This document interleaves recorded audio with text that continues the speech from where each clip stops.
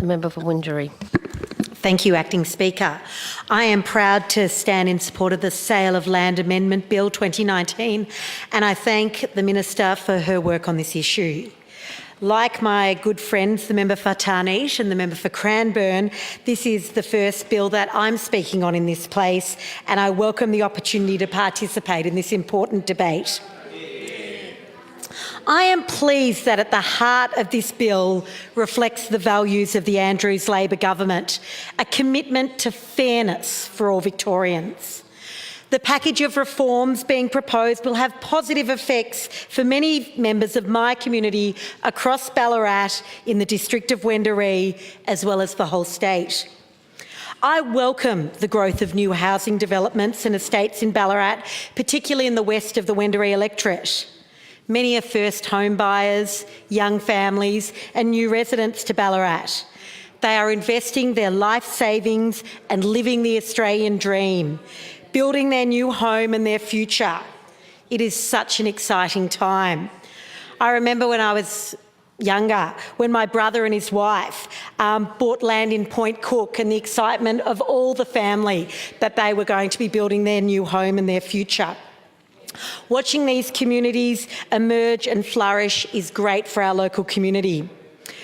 And what we want to do as a government is we want to ensure that there are protections in place, that the contracts buyers enter into are fair and transparent.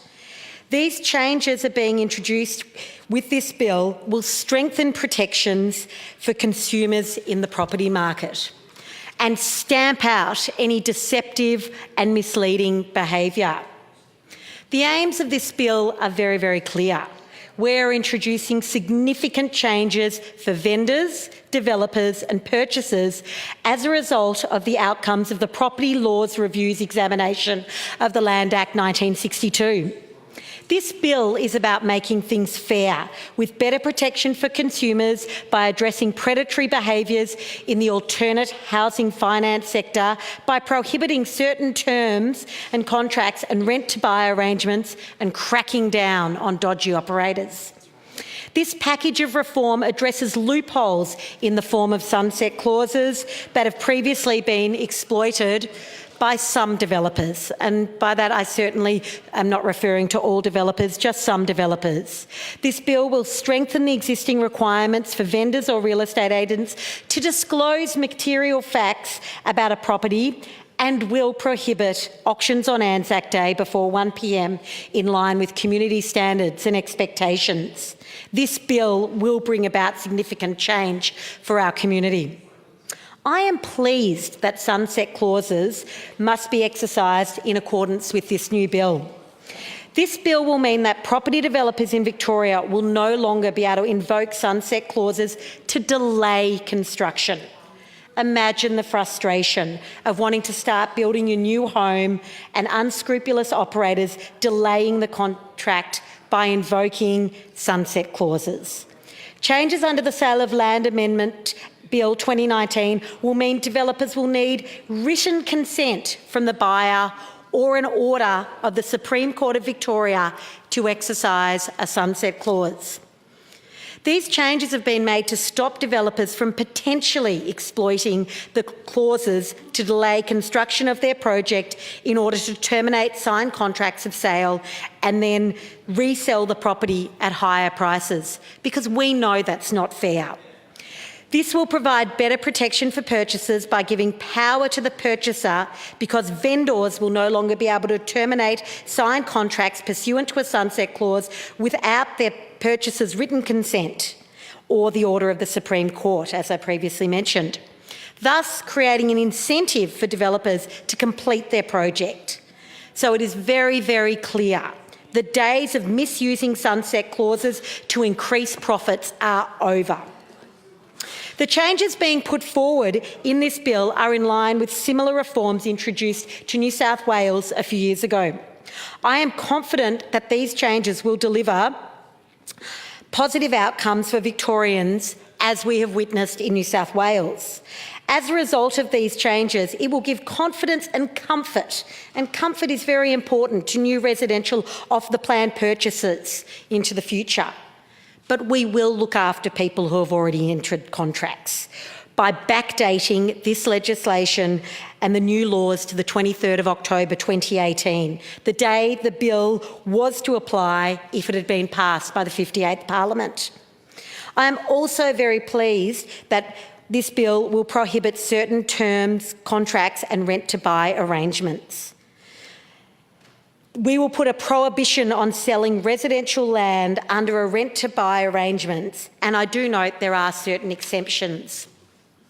But the reason we are making this change is because rent-to-buy arrangements have been sold by finance brokers as financial solutions to people who are often unable to access mainstream credit. Some people have signed up for these rent-to-buy arrangements. They've been desperate to enter the property market, and they believed that this was going to be their way of achieving home ownership.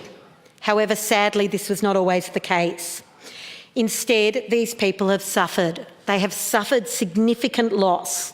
They have suffered personal distress as a result of these rent-to-buy transactions.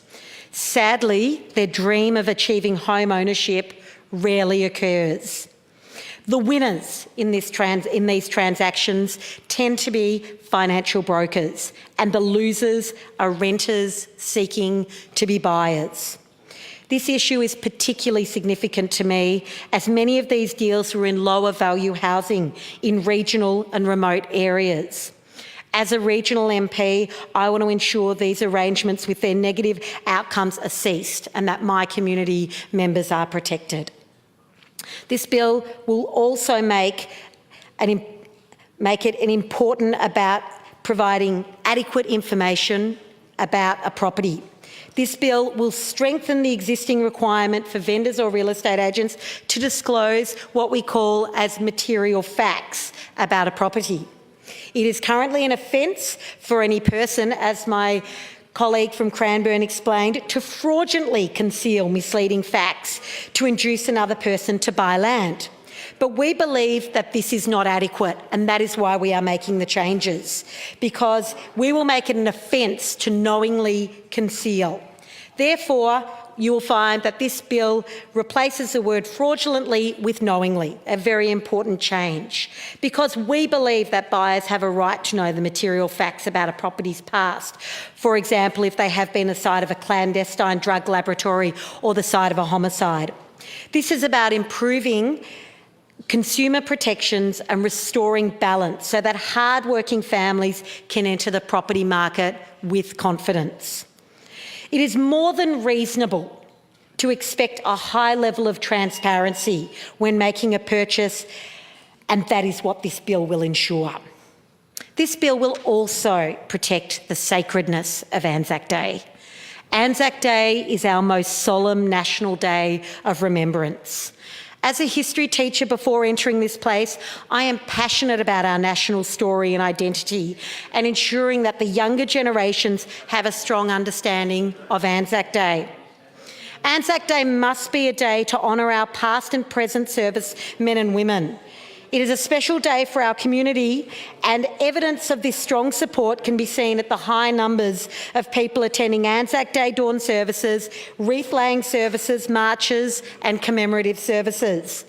It is a day for Australians to reflect on the sacrifice of our diggers, not only at the beaches of Gallipoli in 1915, but of all conflicts and peacekeeping tours since. Last time ANZAC Day fell on a Saturday was in 2015, and figures show that 18 auctions were held that day. Interestingly, ANZAC Day will fall on a Saturday next year, and we are going to ensure that there will be no auctions next year on ANZAC Day on the 25th of April before 1 p.m. So this bill will come into effect, and we will make sure that what happened on the last Saturday ANZAC Day fell won't happen again. I believe that this is appropriate, and I'm very proud that this bill is addressing this. In conclusion, the Andrews Labor government once again is protecting Victorians by supporting those buying property off the plan from delay tactics used by some property developers to rip people off. Property developers will no longer be able to invoke sunset clauses to delay construction. We are increasing further protections by strengthening existing requirements for vendors and real estate agents to disclose facts about the property, and we will stop auctions on ANZAC Day.